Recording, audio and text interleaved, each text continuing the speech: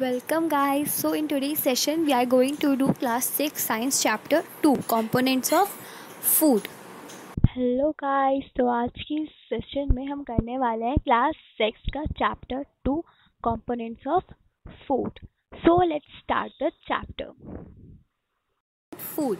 Food जो है हमारे लिविंग ऑर्गेनिज्म जो हम हैं उनके लिए क्या है, एसेंशियल है हमारे सर्वाइवल के लिए. और जो ह्यूमन बींग्स हैं उनका जो फूड है उसका सोर्स क्या है, प्लांट्स एंड एनिमल्स. यानी उनका खाना कहाँ से आता है, फ्रॉम प्लांट्स एंड एनिमल्स.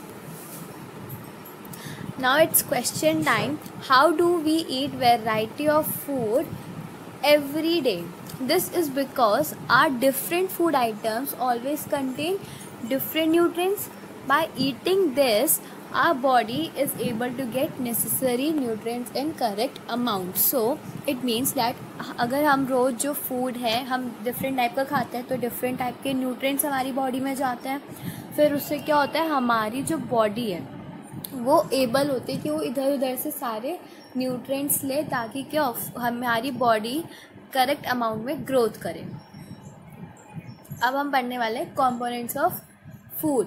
जिसमें क्या होता है, कंपोनेंट्स ऑफ फूड क्या होता है, chemical substances present in the food that provide energy and are essential for growth and repair of our body are called components of food. So जो chemical substances यानी जो भी चीज़ें हमारे फूड में प्रेजेंट होती हैं वो क्या प्रोवाइड करती हैं, एनर्जी, जो कि हमारी growth and repair of body के लिए बहुत नेसेसरी है. क्यों? क्योंकि वो हमारी ग्रोथ कहाँ होगी, हमारे हेयर्स में होगी, नेल्स में होगी, और रिपेयरिंग कहाँ होगी, हमारे सेल्स में. सेल्स वगैरह क्या होते हैं ये हम आगे चैप्टर 6 में पढ़ेंगे. And now there are types of components of food: carbohydrate, protein, fats, vitamin and minerals, roughage and water. हम एक एक करके सारे टाइप्स पढ़ने वाले हैं कंपोनेंट्स ऑफ फूड के. पहला है हमारा कार्बोहाइड्रेट, जिसमें हम देखने वाले हैं क्या क्या होता है. Our meal usually include food items prepared from cereals. यानी हमारा जो मील है उसमें ऐसे ऐसे फूड आइटम्स हैं जो कि मेनली प्रिपेयर किससे होते हैं, सीरियल से. और जो सीरियल्स हैं वो रिच होते हैं कार्बोहाइड्रेट्स में. यानी उनमें जो सीरियल्स हैं उनमें कार्बोहाइड्रेट की मात्रा ज़्यादा होती है, अमीर नहीं होते. Carbohydrate are organic compound and made from carbon, hydrogen and oxygen. Now here organic compound means that we are obtaining from the nature or from surroundings. So carbon, hydrogen and oxygen are all we are obtained from surroundings or nature. So carbohydrates are organic compound और बने किससे होते हैं, ये 3 gases से, carbon, hydrogen and oxygen. Carbohydrates जो है वो फॉर्म होते हैं in the form of starch and sugar. यानी जो कार्बोहाइड्रेट है वो किस फोटोसिंथेसिस जब हम करते हैं तो हमारा ग्लूकोज और ऑक्सीजन प्रिपेयर्ड होके आता है. इन द रिज़ल्ट में उसमें क्या हो जाता है, हमारा जो स्टार्च है वो होता है हमारा ग्लूकोज की जगह, और फिर वही उसमें ग्लूकोज की जगह कभी कार्बोहाइड्रेट भी बोल सकते हैं हम, स्टार्च भी, शुगर भी, क्योंकि ये सब उसकी फॉर्म्स हैं. और फिर जो ये स्टार्च और शुगर होता है ये ग्लूकोज बन जाता है, तभी हमारा रिजल्ट में ग्लूकोज और O2 आता है. तो ये ग्लूकोज कहाँ से आया, पहले कार्बोहाइड्रेट, फिर स्टार्च और शुगर, और फिर ग्लूकोज, जो कि हमारी बॉडी क्या करती है, उस ग्लूकोज को यूटिलाइज करती है, उस ग्लूकोज को जो हमारा फैट होता है उसमें कन्वर्ट कर देती है. और फिर अब ये जो स्टार्च और शुगर है ये कॉम्प्लेक्स है, और ग्लूकोज सिंपलेस्ट, यानी कॉम्प्लेक्स को सिंपलेस्ट फॉर्म में कर देते हैं हम. फिर उसमें से हमारी जो एनर्जी है वो रिलीज़ हो जाती है, और यूटिलाइज कौन करता है, हमारा बॉडी का फैट, और जो बॉडी है वो कन्वर्ट हो जाती है. हम देखने वाले कार्बोहाइड्रेट्स के फंक्शन. फर्स्ट फंक्शन बहुत इम्पॉर्टेंट है कि 1 मार्क में पूछा जाता है कि कार्बोहाइड्रेट क्या है. Carbohydrate is the energy giving food, और 1 ग्राम में किलो कैलोरीज ऑफ एनर्जी हमें मिलती है. और इसके सोर्सेज क्या है अब हम ये देखने वाले हैं. वीट, राइस, मेज एंड पोटैटो, ये सब इसके सोर्सेज हैं, यानी इन सब में कार्बोहाइड्रेट होता है और इसमें ये रिच भी होते हैं। अब अगर हमें पता लगाना है कि हमारे खाने में कार्बोहाइड्रेट है या नहीं, हम तो कैसे लगाएंगे, तो हम वो देखने वाले हैं, टेस्ट फॉर कार्बोहाइड्रेट। अगर हमारे खाने में स्टार्च प्रेजेंट है तो कार्बोहाइड्रेट है, और कार्बोहाइड्रेट हमारी बॉडी में किस तरह से स्टोर होता है, in the form of starch. और अगर रेड प्रेसिपिटेट इंडिकेट्स हो रहा है ग्लूकोज में, यानी ग्लूकोज अगर रेड दिख रहा है ऑरेंज की जगह, तो उसमें कार्बोहाइड्रेट है, यानी वो कन्वर्ट हो गया है कार्बोहाइड्रेट में। बट अगर वो ऑरेंज है तो वो ग्लूकोज का ग्लूकोज ही है। Now next is protein.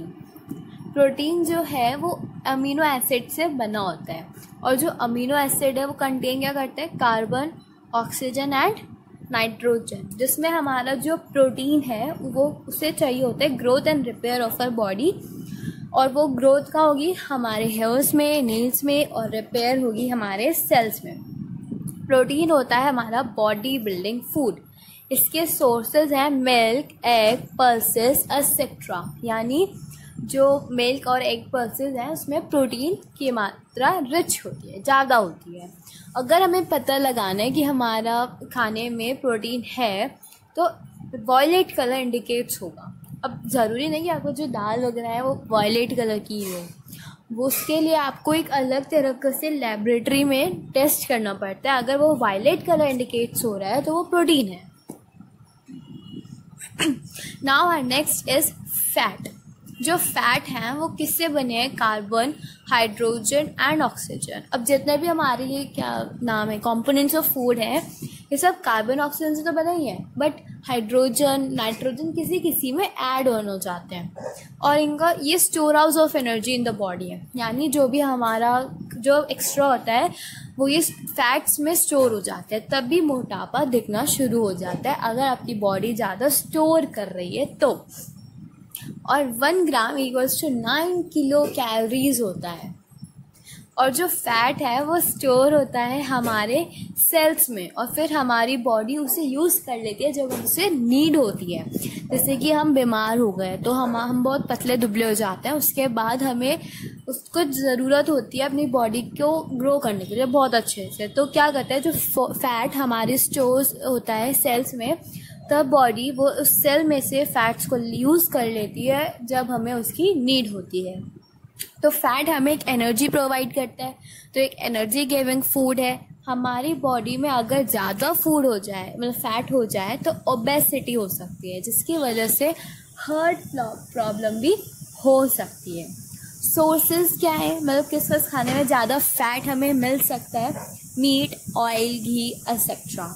अगर आपको पता लगाना है कि हमारे खाने में फैट्स है या नहीं, तो टेस्ट्स क्या होंगे उसके। अगर ऑयल पैचेस ऑन हैंड पे, मतलब आपके हाथों पे ऑयल पैचेस दिख रहे हैं या पेपर पे, तो वो इंडिकेट करता है कि फैट है। Now we are going to study about micro and macro nutrients.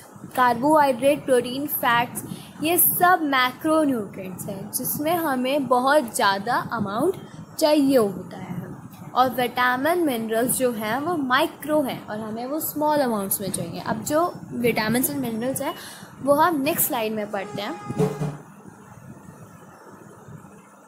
Vitamin जो हैं वो बने हैं कार्बन, हाइड्रोजन एंड ऑक्सीजन। मैंने बताया था अगर एग्ज़ाम में आता है कि बताइए किससे कंपोज हुआ है, तो आप पहले तो ऑक्सीजन एंड कार्बन लिख ही देना। फिर भी अगर इसमें आपको 1 नंबर तो मिल जाएगा, और बाकी का आधा नंबर तब मिल जाएगा जब आप हाइड्रोजन लिख दोगे।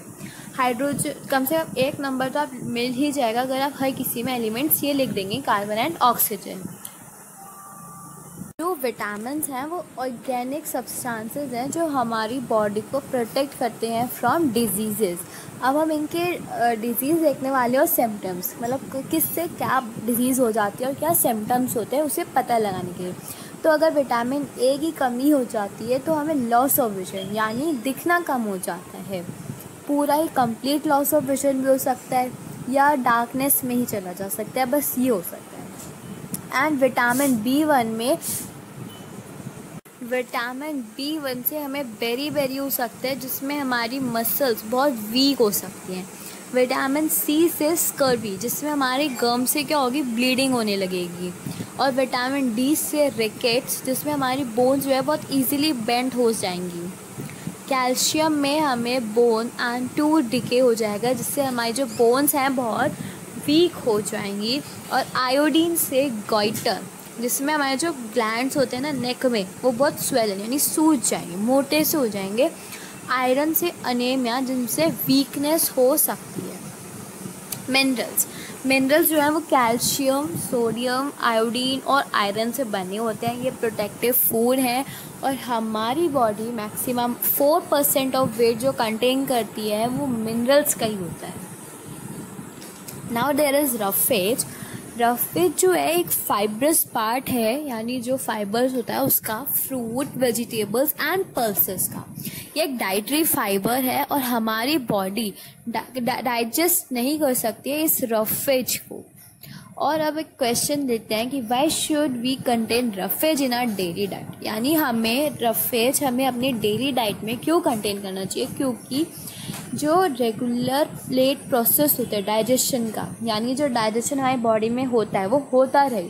अब डाइजेशन होगा तो जो कॉम्प्लेक्स से सिंपल में हो जाएगा, जो हमने पढ़ा था स्टार्च इनटू ग्लूकोज, वो होगा। तो रफेज से इससे फिर हमें कार्बोहाइड्रेट भी मिल जाएगा। और get rid of undigested food, जिसमें हमें अनडाइजेस्टेड फूड नहीं होगा और सारा फूड डाइजेस्ट हो जाएगा। Now there is water. हमारी बॉडी में 70% वाटर ही है और इसके फंक्शंस क्या हैं। हेल्प्स इन एब्जॉर्बिंग न्यूट्रिएंट्स, यानी ये हमारी बॉडी में जितने भी न्यूट्रिएंट्स हैं उनको एब्जॉर्ब कर लेती है, ब्लड के थ्रू पहुंचा देती है हमारी वेसल्स में, नर्व्स में, और फिर वो यूज़ हो जाती है जब हमें उसकी नीड होती है। वाटर हेल्प्स करते हैं फॉर्मेशन करने में यूरिन की और स्वेट की। ये रेगुलेट करता है बॉडी टेम्परेचर, यानी बॉडी टेम्परेचर सही रखता है अगर वाटर पी लो तो।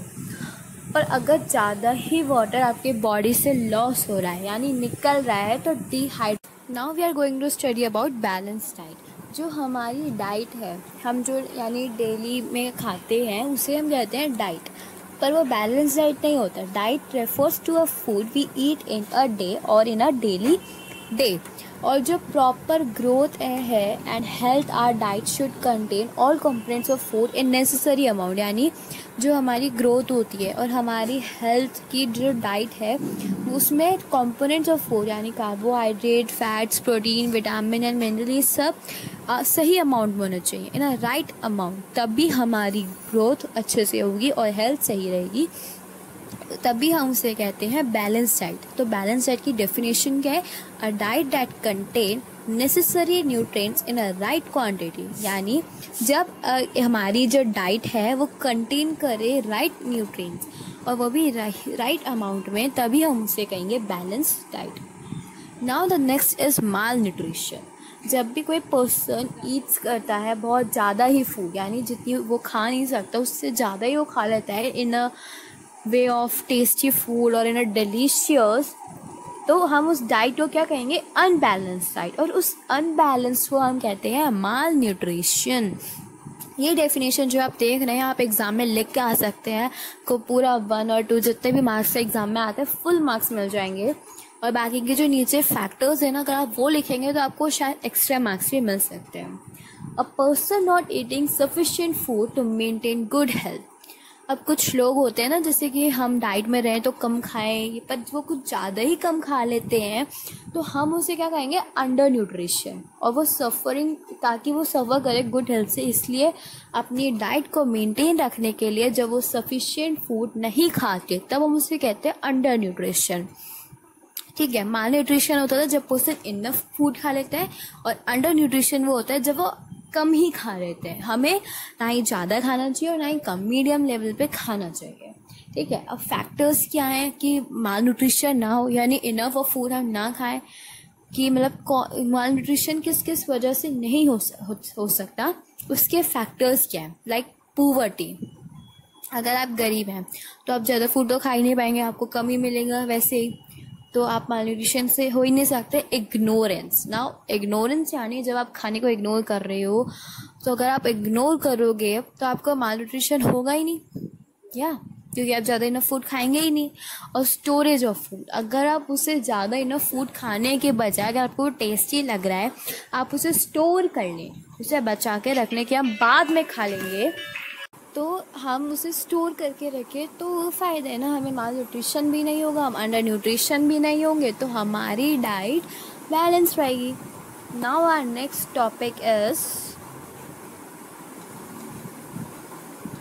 नाउ डेफिशिएंसी डिजीजेस इज जब डिजीज कॉज हो हमें due to insufficient amount of nutrients in the diet for a long period of time are called deficiency disease. तो पहले तो मैं आपको बोलना चाहूँगी डेफिनेशन आप एग्जाम में पक्का लिख के आए, अगर आपको क्वेश्चन आया है तो, और अगर आप इसे लिख के आएंगे ना, आपको फुल मार्क्स मिलेंगे। ओके, नाउ अब इसका मतलब समझते हैं। डेफिशिएंसी डिजीज़ में क्या होता है? डिजीज़ क्या होता है? जब आपको राइट अमाउंट में न्यूट्रिएंट्स ना मिले तो आपको बीमारी हो जाती है, डिजीज़ हो जाती है। तो हम उसे क्या कह सकते हैं कि आपकी जो डाइट है वो एकदम राइट अमाउंट में नहीं चल रही है, बैलेंस नहीं है बहुत टाइम से। तो आप क्या कर सकते हैं? सफ़र कर सकते हैं कुछ डिजीज़ से, तो हम उसे बोल सकते हैं अ डेफिशिएंसी डिजीज़। डेफिशिएंसी डिजीज़ जो है वो इसलिए भी होती है बिकॉज ऑफ न्यूट्रिशनल डिसऑर्डर। हम उसको क्या कहते हैं? और न्यूट्रिशनल डिसऑर्डर्स। अगर चिल्ड्रन को पूरा प्रॉपर अमाउंट ऑफ डाइट नहीं मिल रहा है तो वो सफ़र कर सकता है कवाशियों को। 1 मार्क में पूछा जा सकता है। लैक ऑफ प्रोटीन, मतलब आपको जब प्रोटीन की बहुत ज़्यादा आप खा लेते हो तो आपकी ग्रोथ बहुत ही इंस्टेंट ग्रोथ हो जाएगी।